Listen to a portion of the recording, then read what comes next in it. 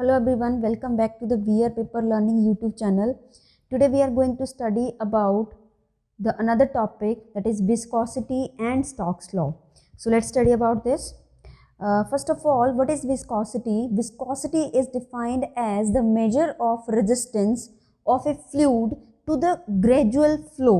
Means कि अगर कोई भी एक फ्लूइड जो है वो स्टेडी स्टेट फ्लो में मूव कर रहा है, फ्लूइड जो है वो मूव कर रहा है, देन स्टेडी स्टेट फ्लो क्या होता है?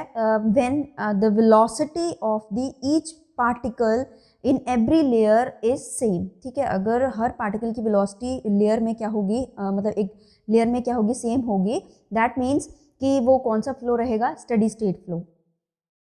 तो स्टेडी स्टेट फ्लो में एक आपके पास रेजिस्टेंस ऑफर होता है थ्रू द लिक्विड. जो भी फ्लूइड मूव कर रहा है वो एक लेयर्स में रेजिस्टेंस ऑफर करता है. Means as you can observe, अगर एक सॉलिड बॉडी, अगर एक ये आपके पास एक सॉलिड बॉडी है, मीन्स एक टेबल है, उसके ऊपर एक अनदर सॉलिड बॉडी को आप क्या करवा रहे हो? मूव करवा रहे हो. ठीक है, तो ये जो बॉडीज़ के बीच में एक फोर्स ऑफ फ्रिक्शन रहेगा. ठीक है, तो फोर्स ऑफ फ्रिक्शन की क्या प्रॉपर्टी होती है कि वो हमारे जो मोशन को क्या करता है? अपोज करता है. ठीक है, तो ऐसे ही जब एक मैं लिक्विड की बात करूँ तो लिक्विड में हमारे पास क्या होती है? डिफरेंट लेयर्स होती हैं. तो जब एक लेयर दूसरी लेयर के साथ मतलब एक मोशन कर रही है, वहाँ पे एक रिलेटिव मोशन होगा उन लेयर्स में. ऑलराइट, तो एक लेयर दूसरी लेयर के लिए भी एक ओपोजिंग फोर्स ऑफर करती है, that is called viscous force. जो हम यहाँ पे डिफाइन कर रहे हैं, that is the measure of the resistance. Resistance means एक अपोजिंग फोर्स होगा. वो opposing force is viscous force. Viscous force that opposes the layers of the liquid. ठीक है, जो flow of the layers of the liquid, मतलब यहाँ पे liquid के steady state flow को, या फिर आप कह सकते हैं gradual flow को, जो opposition offer हो रही है, that is called viscous force, or you can call it the resistance or opposing force. That force, the measurement of that force is called viscosity. तो that was all about the viscosity. अब हमारे पास जो viscosity के आगे हमारे पास topic है Stokes law. Stokes law क्या होता है? The law is derived considering the forces acting on a body. Means let us consider a body, let's suppose it is a sphere. ठीक है, तो ये एक लिक्विड में एक जो कि आपके पास कौन सा लिक्विड है, या फिर आप कह सकते हो एक विस्कस फ्लूइड है. विस्कस फ्लूइड में आपके पास एक स्फीयर जो है वो फॉल कर रहा है. तो जब ये फॉल कर रहा है तो ऑब्वियसली यहाँ पे एक तो ये जो स्टेडी स्टेट फ्लो होगा लिक्विड का, उन लेयर्स को क्या करेगा? ये डिस्टर्ब करेगा. तो उन लेयर्स में आपको पता है यहाँ पे एक जब भी रिलेटिव मोशन होगा लेयर्स में, different layers of the liquid में, तब वहाँ पे एक अपोजिंग फोर्स जो है वो रोल में आता है. तो that force is called viscous force, और you can call it the जो आपके पास एक अपोजिंग फोर्स है, that is due to the viscosity. जो हमने अभी यहाँ पे पढ़ा, दैट इज विस्कोसिटी. मतलब इस विस्कोसिटी जो कि विस्कस फोर्स की क्या होगी? मेजरमेंट होगी. वो एक अपोजिंग फोर्स एक्ट करेगी ऑन द स्फीयर, जो कि यहाँ पे डाउनफॉल डायरेक्शन में, डाउनवर्ड डायरेक्शन में क्या कर रहा है? फॉल कर रहा है. बट जो आपके पास एक विस्कस ड्रैग लगेगा, विस्कस ड्रैग, और you can call it the viscous opposing force, वो रहेगी ऑपोजिट डायरेक्शन में. ठीक है, तो ये दोनों फोर्सेस जो हैं वो एक दूसरे को क्या करेंगे? अपोज करेंगे. बट एक टाइम पे आके ये जब दोनों फोर्सेस जो हैं वो इक्वल हो जाएंगी, मीन्स विस्कस ड्रैग को वो जो डाउनवर्ड फॉलिंग बॉडी है वो ओवरकम कर जाएगी, तब वो बॉडी जो है वो एक कांस्टेंट वेलोसिटी के साथ मूव करेगी, that is called terminal velocity. तो ऐसे ही अब स्टोक्स लॉ जो है वो जो ये बॉडी जो है वो स्फीयर एक लिक्विड कॉलम में फ्लो कर रहा है इन द डाउनवर्ड डायरेक्शन, उस पर जो एक फोर्स लग रही है अंडर द इन्फ्लुएंस, जो कि बॉडी किसके इन्फ्लुएंस में मूव कर रही है? Under the influence of the gravity. ठीक है, तो उस पे जो रिटार्डिंग फोर्स लग रहा है, ऑपोजिट फोर्स लग रहा है, तो that is directly proportional to the velocity and radius of the sphere. यहाँ पे दो फैक्टर्स जो हैं वो मेन इंपॉर्टेंट है, that is velocity of the body, or you can call it the sphere, and the second one is the radius of the sphere. ठीक है, तो Stokes law is about the forces acting on the body which sinks through a viscous fluid, जो कि viscous fluid में sink कर रही है, down direction में फॉल कर रही है. तो late us derive the Stokes law. तो पहले तो इसका मैथमेटिकल फॉर्मूला मैं आपको बता दूं. मैथमेटिकल फॉर्मूला है इसका F is equal to viscous force is equal to 6 pi eta R V, जो कि हम डिराइव करने वाले हैं यहाँ पे. ठीक है, तो यहाँ पे 6 पाई ईटा आर बी ये रहेंगे हमारे पास इसके जो मैथमेटिकल फॉर्मूला जो कि हम ड्राइव करने वाले हैं बाय द डायमेंशनल एनालिसिस. ये हम करेंगे बाय डायमेंशनल एनालिसिस. तो dimensional analysis I think so आपको ऑलरेडी इस एनालिसिस के बारे में पता होगा. ठीक है, तो जैसे जैसे हम यहाँ पे डिराइव करेंगे वैसे मैं आपको बताती भी जाऊँगी इसके बारे में. तो सबसे पहले तो आपके पास ये जो जैसे फोर्स है वो कौन से दो फैक्टर्स पे डिपेंड कर रही है, रेडियस पे और वेलोसिटी पे. तो मैं डायमेंशनल एनालिसिस के अकॉर्डिंग यहाँ पे इसको ले लेती हूँ कि F is directly proportional to R and V, but हमें ये नहीं पता कि वो कितने फैक्टर से वेरी कर रहा है. तो मैं R और V की जो कुछ समथिंग पावर रेज करूँगी that is A and V की पावर V कंसिडर कर लेती हूँ. तो अब यहाँ पे एक कोफिशिएंट ऑफ विस्कोसिटी रहेगा जो कि हम यहाँ पे डिराइव करेंगे. ठीक है, तो कोफिशिएंट ऑफ विस्कोसिटी अभी हमें यहाँ पे डिराइव करना है, कोफिशिएंट ऑफ विस्कोसिटी. तो दैट इज ईटा. तो पहले स्टोक्स लॉ ड्राइव कर लेते हैं.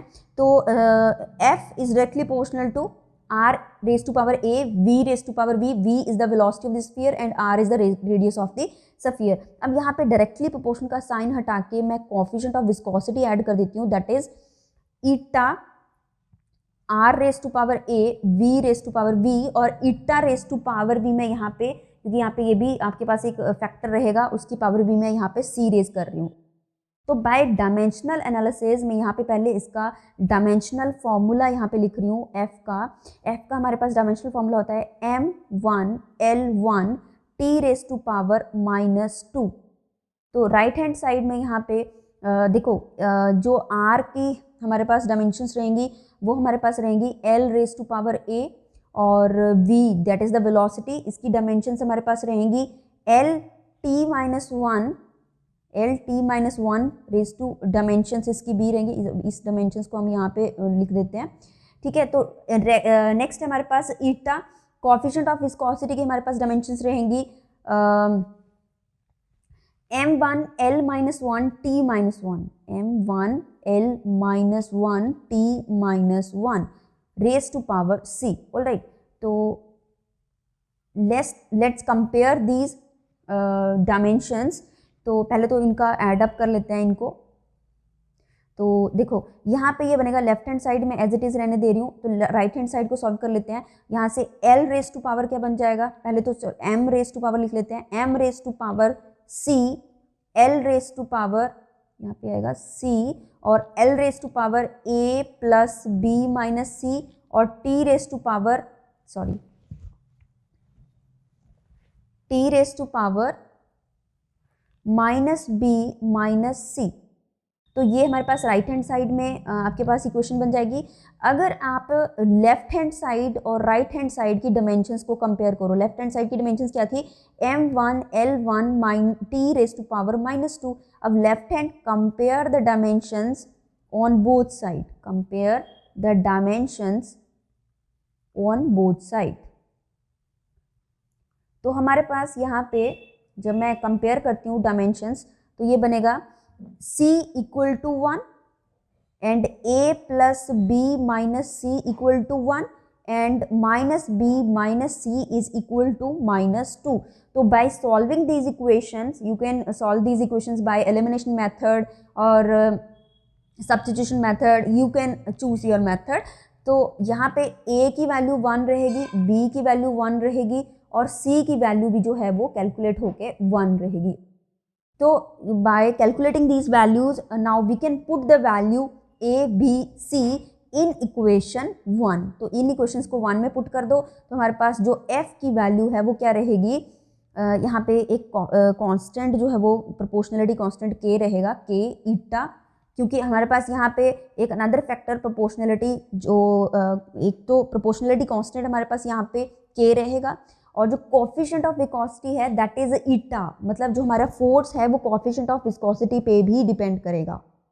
नाउ अब f की वैल्यू आप यहाँ से कैलकुलेट कर सकते हो, तो ये बनेगा K eta raise to power 1 and r raise to power 1 and v raise to power 1। तो हमारे पास ये जो है वो फॉर्मूला बाय डायमेंशनल एनालिसिस हमने इसकी पावर्स को सॉल्व कर लिया। नाउ अब न्यूमेरिकली जो आपके पास k की वैल्यू है, न्यूमेरिकली इसकी जो वैल्यू है वो हमारे पास k की वैल्यू जो कि यहाँ पे प्रोपोर्शनलिटी कांस्टेंट है वो रहेगी 6 पाई की वैल्यू, ठीक है। तो f की वैल्यू, नेट वैल्यू यहाँ पे क्या बन जाएगी, 6 पाई ईटा आर वी, ठीक है, that is the Stokes law. तो that was the derivation of the Stokes law. Now let's move to the coefficient of viscosity. Coefficient of viscosity क्या होता है, देखो अब यहाँ से अकॉर्डिंग टू द न्यूटन्स, देखो लॉ था एक न्यूटन का कि जो हमारे पास विस्कस ड्रैग रहेगा वो डिपेंड करेगा एक तो पहले area A of the layer, दूसरा वेलोसिटी ग्रेडियंट पे। जैसे मैंने यहाँ पे डिस्कस करा था कि आपके पास डिफरेंट लेयर्स हैं, लिक्विड जो भी फ्लूइड जो है वो स्टेडी स्टेट फ्लो में जा रहा है, तो उसमें डिफरेंट लेयर्स होंगी फ्लूइड की, ठीक है। तो सपोज मैं यहाँ पे पहले डायग्राम कंसीडर कर लेती हूँ, तो ये मैंने डिफरेंट लेयर्स कंसीडर करी हैं। ये जो लेयर है ये ग्राउंड लेयर है, ग्राउंड लेयर मतलब जो ग्राउंड के साथ अटैच होगी, ऑब्वियसली जो फ्लूइड है आपका ग्राउंड पे फ्लो कर रहा है सपोज, तो ये जो लेयर है वो ग्राउंड लेयर है जो आपकी ग्राउंड के साथ अटैच्ड है, मतलब ये आपके पास एक रेस्ट पे जो लेयर होगी वो है आपके पास, ठीक है। तो इसमें सपोज अब मैं इससे अबव कोई दो लेयर्स कंसीडर करूंगी, A B and C D.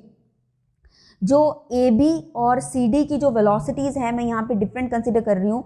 यहाँ पे इस पूरे के पूरे लेयर की जो वेलोसिटी, या फिर आप कह सकते हो कि पूरे के पूरे लेयर की जो पार्टिकल्स की वेलोसिटी होगी दैट इज v, ऑलराइट। और जो सी डी लेयर की पार्टिकल्स की वेलोसिटी होगी वो आपके पास होगी v plus D B, alright. तो इसका मैं डिस्टेंस भी कंसिडर कर लेती हूँ फ्रॉम द ग्राउंड लेवल। इसका distance suppose this is x, and जो अपर वाली लेयर है दैट इज सी डी, इसका डिस्टेंस है हमारे पास x plus D X, alright. Now let us derive, तो ये जो आपके पास विस्कस ड्रैग होगा, ये जो मैंने आपको यहाँ पे डिफाइन करा था कि वहाँ पे लिक्विड फ्लो में डिफरेंट लेयर्स में एक विस्कस फोर्स जो है वो रोल में आता है, दैट इज विस्कस फोर्स, जो कि फर्स्ट किसके प्रोपोर्शनल होगा, एरिया ऑफ द लेयर पे, ठीक है, एरिया ऑफ लेयर। दूसरा किसके ऊपर डिपेंड करेगा, दूसरा फैक्टर क्या है यहाँ पे, वेलोसिटी ग्रेडियंट पे, वेलोसिटी ग्रेडियंट। तो यहाँ पे फर्स्ट फैक्टर है एरिया जो कि मैंने ए माना है, और वेलोसिटी ग्रेडियंट हमारे पास क्या रहेगा यहाँ पे, dv by D x.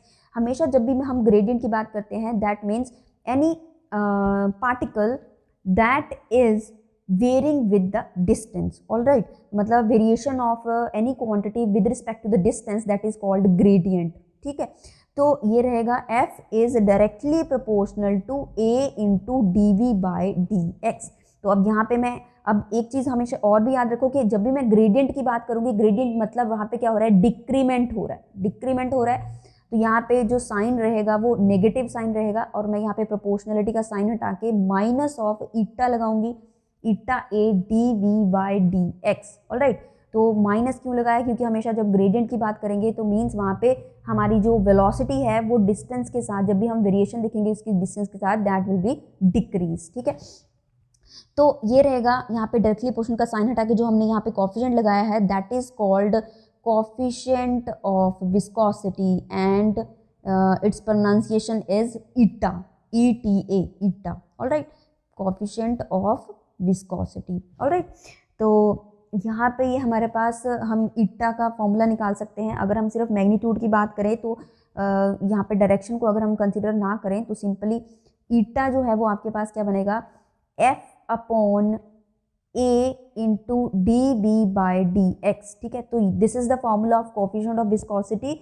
Now अगर हम आगे जो यूनिट्स की बात करते हैं विस्कोसिटी की, यहाँ पे हम यूनिट्स देख लेते हैं। यूनिट्स क्या होंगे इसके विस्कोसिटी के?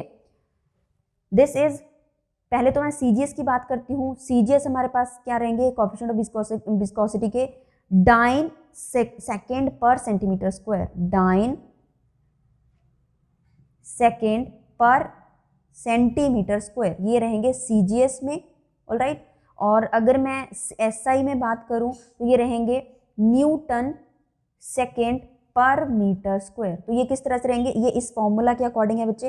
देखो फोर्स के यूनिट्स होंगे आपके पास, एसआई में यूनिट्स होंगे आपके पास न्यूटन, एसआई में होंगे न्यूटन, ऑलराइट। एरिया के होंगे आपके पास मीटर स्क्वायर, और वेलोसिटी के आपके पास रहेंगे मीटर पर सेकेंड, मीटर पर सेकेंड, ऑलराइट, मीटर पर सेकेंड, सॉरी।